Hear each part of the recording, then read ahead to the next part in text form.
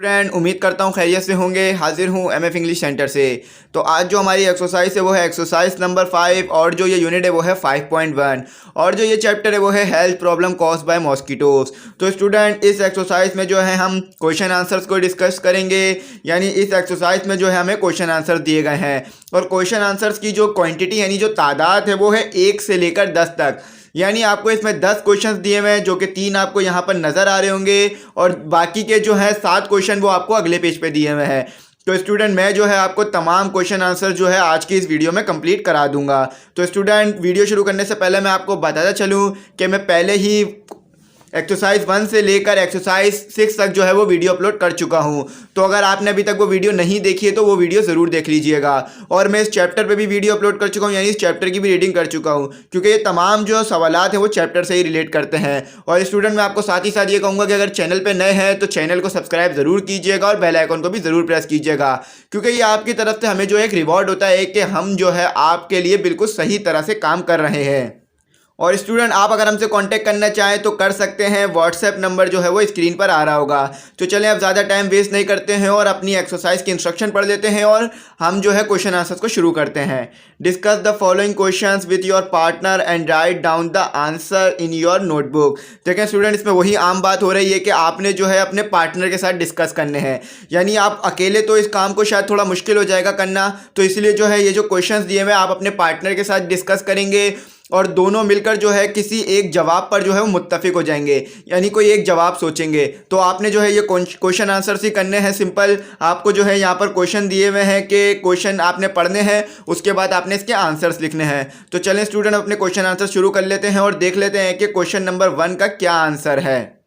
देखें स्टूडेंट, आपको जो क्वेश्चन नंबर 1 दिया हुआ है वो ये दिया हुआ है कि what are the most common diseases caused by mosquito bites. यानी कौन सी ऐसी बीमारी है जो सबसे ज़्यादा फैलती है मच्छर के काटने से। तो चलें स्टूडेंट वो देख लेते हैं कि इस क्वेश्चन का क्या जवाब है और कौन सी सबसे ज़्यादा जो बीमारी है वो मच्छर के काटने से फैलती है। स्टूडेंट हमारे पास जो सबसे पहला क्वेश्चन का जो आंसर है वो ये है कि there are 3 common diseases caused by mosquito bites. यानी 3 बीमारियां हैं जो मच्छर के काटने से बहुत ज़्यादा फैलती हैं और उसमें जो सबसे ज़्यादा फैलती है बीमारी वो है मलेरिया।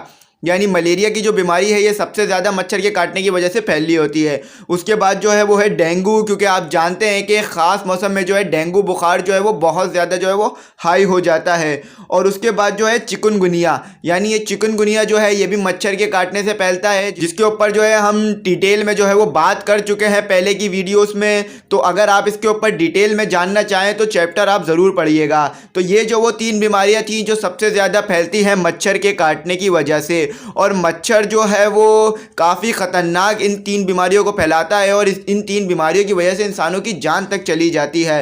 तो स्टूडेंट आप उम्मीद करता हूँ आप समझ गए होंगे। चले हम अपना क्वेश्चन नंबर 2 देख लेते हैं कि उसमें क्या कहा जा रहा है। स्टूडेंट हमारे पास जो क्वेश्चन नंबर 2 है वो ये है कि विच specific part of the body becomes highly infected in cerebral malaria. यानी इसमें बोला जा रहा है कि सेरिब्रल मलेरिया में कौन सा जिस्म का हिस्सा जो है वो सबसे ज़्यादा जो है वो नुकसान पहुंचता है या उसको सबसे ज़्यादा असर होता है। यानी वो कौन सा जिस्म का हिस्सा है जो सेरिब्रल मलेरिया में काफ़ी जो है उसको नुकसान हो जाता है। तो स्टूडेंट देख लेते हैं वो कौन सा हिस्सा है जो सेरिब्रल मलेरिया में जो है सबसे ज़्यादा जिसको नुकसान पहुंचता है। तो स्टूडेंट हमारे पास जो इसका आंसर है वो ये है कि in cerebral malaria blood does not reach in proper amount to brain, thus brain is highly affected। देखें स्टूडेंट, जब आपको सेरिब्रल मलेरिया हो जाता है किसी को तो जो ब्रेन होता है वो सबसे ज़्यादा जो है वो इन्फेक्ट होता है, यानी वो उस पर सबसे ज़्यादा असर पड़ता है। स्टूडेंट इसकी जो वजह है वो ये है कि ब्रेन तक जो है वो खून जो है वो सही तरह से नहीं पहुंच पाता है और मलेरिया में जो है सेरिब्रल मलेरिया में जो है खून जो है वो जमने लग जाता है, जिसकी वजह से जो है सेरिब्रल मलेरिया नाम की जो ये बीमारी है ये हो जाती है। और ये भी जो है काफ़ी ख़तरनाक होती है, क्योंकि आप जानते हैं कि जब खून जो है वो दिमाग तक नहीं पहुंचेगा तो इंसान को कितना नुकसान हो सकता है। तो स्टूडेंट उम्मीद करता हूँ आप क्वेश्चन नंबर 2 जो है वो समझ गए होंगे। अब अपना क्वेश्चन नंबर 3 देख लेते हैं।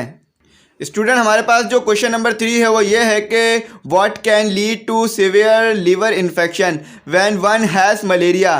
देखें स्टूडेंट, इसमें पूछा जा रहा है कि किस वजह से जो है मलेरिया में जो लीवर इन्फेक्शन हो जाता है, यानी ऐसी क्या वजह होती है मलेरिया में जिससे लिवर इन्फेक्शन हो जाता है। तो चलें स्टूडेंट इस क्वेश्चन का जो है वो हम आंसर देख लेते हैं।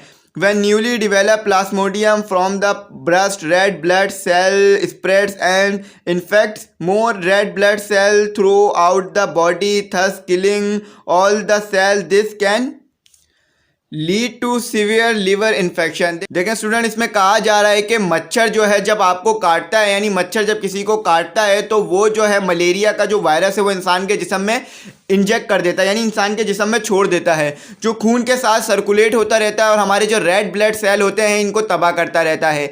एक एक करके जो है ये रेड ब्लड सेल आगे से आगे जो तबाही मचाते रहते हैं, यानी जो है ये सेलों को तबाह करते रहते हैं जो रेड ब्लड सेल होते हैं। उसके बाद क्या होता है कि फिर हमें जो है वो लिवर इन्फेक्शन हो जाता है, यानी रेड ब्लड सेल के जो है तबाह होने की वजह से जो है हमें लिवर इन्फेक्शन हो जाता है और इसमें जो है हमारे लीवर में जो है वो सोजिश हो जाती है, यानी लीवर जो है वो सूजने लग जाता है अंदरूनी तौर पर। तो स्टूडेंट उम्मीद करता हूँ आप क्वेश्चन नंबर 3 जो है वो समझ गए होंगे। और लीवर इन्फेक्शन जो है वो काफ़ी हद तक दर्दनाक होता है इंसान के लिए, तो ये बीमारियाँ जो है वो काफ़ी हद तक ख़तरनाक होती हैं। तो इन बीमारियों से बचने के लिए प्रिवेंशन को जो है वो ज़रूर अपनाना चाहिए। तो चले अब अपना क्वेश्चन नंबर 4 देख लेते हैं। स्टूडेंट क्वेश्चन नंबर 4 जो है हमारे पास वो ये है कि how is the immune system affected through dengue.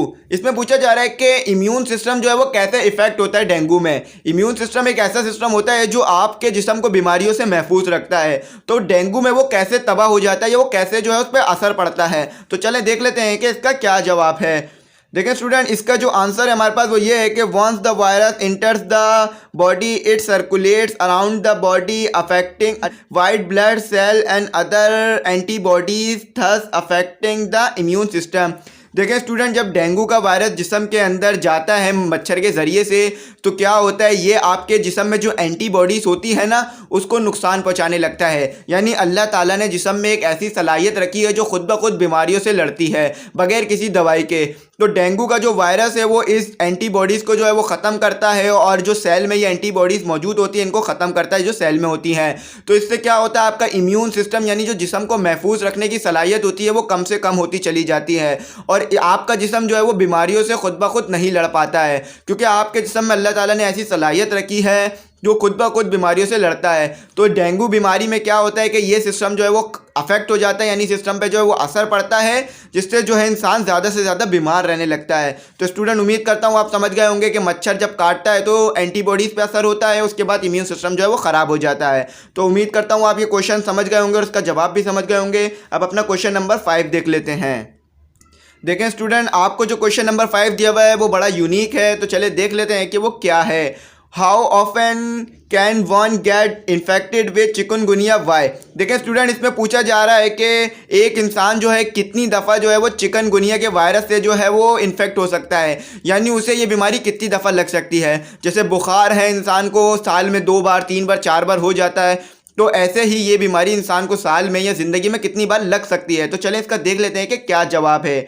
Once one recovers from these infection, one is immune to it for the rest of one's life। देखें स्टूडेंट, इसमें कहा जा रहा है कि जब एक इंसान इस बीमारी से जो है रिकवर हो जाता है यानी वो ठीक हो जाता है तो दोबारा उसको ये बीमारी नहीं होती है। क्यों नहीं होती है? क्योंकि जो हमारा इम्यून सिस्टम होता है यानी जो हमारे अंदर अल्लाह ताला ने बीमारियों से लड़ने की सलाहियत रखी होती है वो जो है वो डेवलप हो जाती है, यानी वो बहुत अच्छी हो जाती है और इस बीमारी से वो आसानी से लड़ पाती है। अगर कोई इंसान एक बार इस बीमारी में मुब्तला हो जाए और वो रिकवर कर ले, यानी चिकनगुनिया में कोई मुब्तला हो जाए और वो दोबारा सही हो जाए तो दोबारा उसको जो है ये बीमारी नहीं होगी।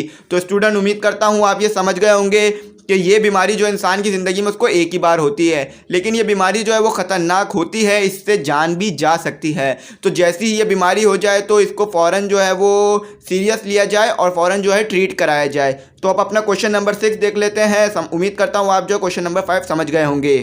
देखें स्टूडेंट, आपको जो क्वेश्चन नंबर 6 दिया हुआ है वो ये दिया हुआ है कि Which two of the 3 diseases have similar symptoms? What are these?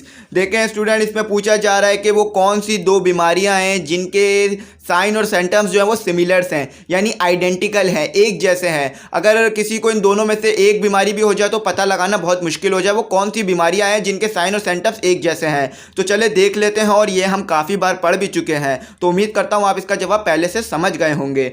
तो लेकिन फिर भी पढ़ लेते हैं। डेंगू और चिकनगुनिया की आइडेंटिकल सिम्टम्स और sign, we find difference between them by laboratory testing. देखिए स्टूडेंट, डेंगू और चिकनगुनिया जो है इनके सिम्टम्स जो है वो एक जैसे हैं, यानी दोनों में स्किन रशेस होता है, दोनों में बुखार होता है, दोनों में हेडेक यानी सर में दर्द रहता है, और दोनों में जो है इंसान काफ़ी सफ़र करता है। तो देखें स्टूडेंट, किसी को स्किन रशेस निकल रहे हैं तो कैसे पता लगाया जाएगा कि उसको यहाँ डेंगू हुआ है या उसको चिकनगुनिया हुआ है। तो इन दोनों के साइन और सिम्टम्स जो है वो एक जैसे हैं। स्किन रशेस जो है वो जिस्म पे जो ददोड़े पड़ जाते हैं, लाल लाल से स्पॉट, उन्हें कहा जाता है। तो इन दोनों के साइन और सिम्टम एक जैसे दिखाई देते हैं। तो इनके अंदर फ़र्क करने के लिए क्या किया जाता है, लेबोरेटरी टेस्टिंग करवाई जाती है, यानी चंद टेस्ट होते हैं वो टेस्ट कराए जाते हैं जिससे पता चल जाता है कि इंसान को यहाँ डेंगू का वायरस लगा है या चिकनगुनिया का। तो हमारी दुआ है अल्लाह ताला से कि अल्लाह ताला जो है तमाम इंसानों को इन तमाम बीमारियों से महफूज रखे। तो स्टूडेंट, उम्मीद करता हूँ आप जो है क्वेश्चन नंबर 6 भी समझ गए होंगे। अगर फिर भी कोई क्यूरी, गलती या डिफ़िकल्टी रह गई हो तो कमेंट सेक्शन में ज़रूर मैसेज कीजिएगा, और अगर आपको समझ में आया हो और कोई क्यूरी ना भी हो तो भी मैसेज कीजिएगा हमारी अप्रिसिएशन के लिए। और चैनल को सब्सक्राइब ज़रूर कीजिएगा और दूसरे बच्चों तक भी ज़रूर शेयर कीजिएगा, क्योंकि ये हमारे लिए एक रिवॉर्ड होता है, यानी ये इनाम होता है आपकी तरफ से। तो चलें आप क्वेश्चन नंबर 7 देख लेते हैं। स्टूडेंट, क्वेश्चन नंबर 7 जो है वो ये है कि how often does one have fever and chills when one has malaria.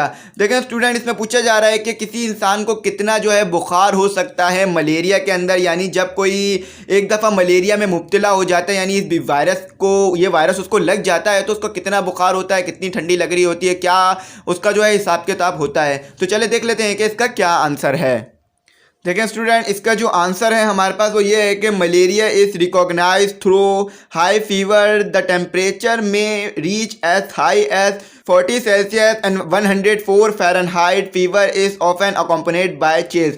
देखें स्टूडेंट, अगर कोई जो है मलेरिया के अंदर मुब्तला हो जाता है तो उसे जो है वो ठंडी भी लगती है, यानी सर्दी भी महसूस हो रही होती है, गर्मी में भी और सर्दी में भी।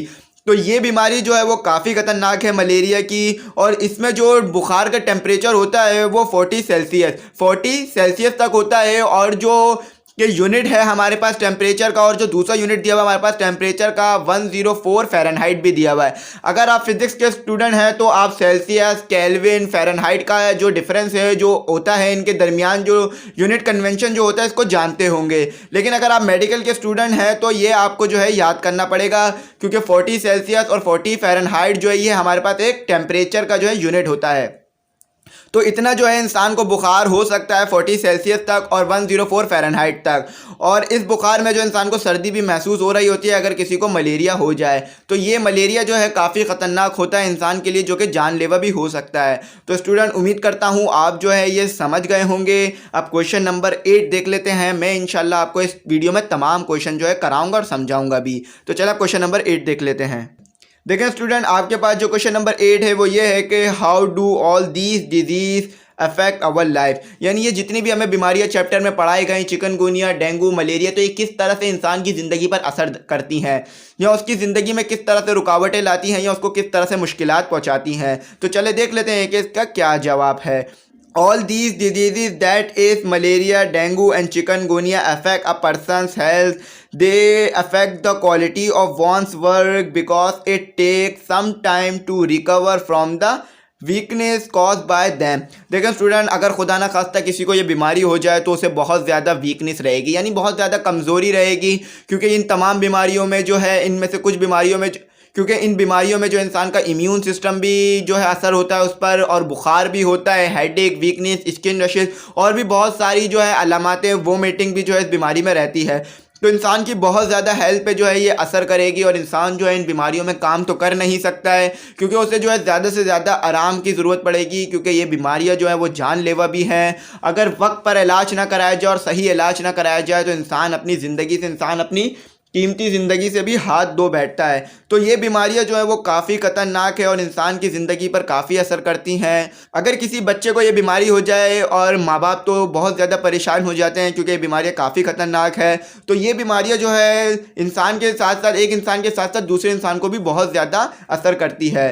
तो ये बीमारियाँ जो है काफ़ी इंसान की ज़िंदगी पर फ़र्क डाल देती हैं, हेल्थ वाइज भी, उसकी काम करने के वाइज भी और दूसरों की ज़िंदगियों पर भी। तो स्टूडेंट उम्मीद करता हूँ आप इस क्वेश्चन का जवाब समझ गए होंगे। आप जो है बहुत ज़्यादा प्रिकॉशंस अप्लाई किया करें और जो है ज़्यादा से ज़्यादा जो है इन बीमारियों से बचने की कोशिश किया करें। तो चले अपना क्वेश्चन नंबर 9 देख लेते हैं, उसमें हमें क्या बताया जा रहा है। देखें स्टूडेंट, इसमें जो हमें बताया जा रहा है वो ये बताया जा रहा है कि how can we protect our self from these 3 disease. हम कैसे अपने आप को जो है इन 3 बीमारियों से बचा सकते हैं, ऐसा क्या करें जिनसे हम इन 3 बीमारियों से बच जाएं। तो चले देख लेते हैं कि इसका क्या जवाब है। Since there are no vaccines और medical ways to prevent these disease, here are a few useful suggestion for protecting ourselves from these diseases। देखें स्टूडेंट, मैं आपको बताना चलूँ कि इसकी कोई वैक्सीन नहीं है इन तीनों बीमारियों की, यानी हम ऐसी कोई भी चीज़ अपने जिस्म में नहीं लगवा सकते हैं जो इन बीमारियों से लड़े इनके हो जाने के बाद, और ना ही कोई मेडिकल में ऐसा तरीका है जो आपको दवाई देते ही आप बिल्कुल ठीक हो जाए, जैसे बुखार नज़ले में होता है। तो इनकी जो वैक्सीन और मेडिकल वे में जो है ज़्यादा इनका हल नहीं है। तो इनसे जो है बचने के लिए एहतियात को अपनाना लाजमी है, वरना जो है आप काफ़ी जो है परेशानी में पड़ सकते हैं अगर इस पर एहतियात ना किया जाए। तो चले देख लेते हैं कि कौन कौन सी हम एहतियातें कर कर जो है इन बीमारियों से बच सकते हैं। तो स्टूडेंट, इस सवाल की जो एहतियातें हैं वो मैं आपको बुक से दिखा देता हूँ, ताकि बहुत सारी एहतियातें लिखी हुई हैं और आप वो भी अच्छी तरीके से समझ सकें। Where cloth that will keep you fully covered, यानी ऐसे कपड़े पहने जिससे आप पूरी तरह से महफूज रहें और मच्छर जो है वो आपको ना काट सके, और मच्छर को जो है आपकी स्किन ना मिले ना काटने के लिए। यूज़ नेट कवरिंग, यानी अपने घर पे जो है वो नेट कवरिंग का इस्तेमाल करें, जालियों का इस्तेमाल करें जिससे मच्छर आपके घर में ना आ सके, और सोते वक्त भी जो है वो जालियाँ लगाएं अपने बेड के इर्द गिर्द, ताकि मच्छर जो है वो आपको ना काट सके। क्योंकि जब आप सो रहे होते हैं तो आप बिल्कुल स्टे होते हैं, बिल्कुल ज़्यादा मूवमेंट नहीं करते, जिससे मच्छर आसानी से काट लेता है। तो स्टूडेंट, आगे जो है वो ये है कि लीव अ हाइजेनिक सराउंडिंग, यानी साफ़ सुथरी जगहों पे रहें, गंदी जगहों पे ना रहें। अगर आपके इर्द गिर्द पानी है या कचरा है तो उसे फ़ौरन तल्फ करें, ख़त्म करें, क्योंकि मच्छर जो वहाँ ना आ सके। और इसमें और भी पॉइंट लिखे हुए हैं कि आप जो है लोशन का इस्तेमाल करें, मॉस्किटो को भगाने वाला लोशन का इस्तेमाल करें, और आप जगहों पे पानी जमा होने दें, और भी इसमें पॉइंट लिखे हुए हैं। तो आखिरी पॉइंट मैं आपको पढ़ देता हूँ, बाकी जो है आप अपने तौर भी पढ़ सकते हैं और मैं इन्हें पहले भी पढ़ चुका हूँ। तो आखिरी पॉइंट जो मैंने अंडरलाइन किया था वो ये था कि seek medical help as soon as possible. जैसे ही ये बीमारी खुदा न खास्ता हो जाए तो सबसे पहले जो है मेडिकल हेल्प लें, यानी आप डॉक्टर के पास जाएँ और इस बीमारी का फ़ौरन इलाज कराएँ। ज़्यादा वेट ना करें क्योंकि ये बीमारी जानलेवा हो सकती है। तो चलें अब अपना क्वेश्चन नंबर 10 देख लेते हैं। स्टूडेंट, क्वेश्चन नंबर 10 जो है वो हमारे पास वो ये है कि what should we do if we want to recover quickly from these diseases, यानी ऐसा हमें क्या करना चाहिए जिससे हम इन तमाम बीमारियों से जल्द रिकवर हो जाएं। यानी खुदा ना खास्ता अगर किसी को ये बीमारी हो जाए तो उसे ऐसा क्या करना चाहिए जिससे वो जल्द से जल्द ठीक हो जाए। ऐसी कौन सी चीज़ खाए, ऐसी कौन सी चीज़ पिए जिससे वो जल्द से जल्द ठीक हो जाए। तो चले देख लेते हैं इसका क्या जवाब है।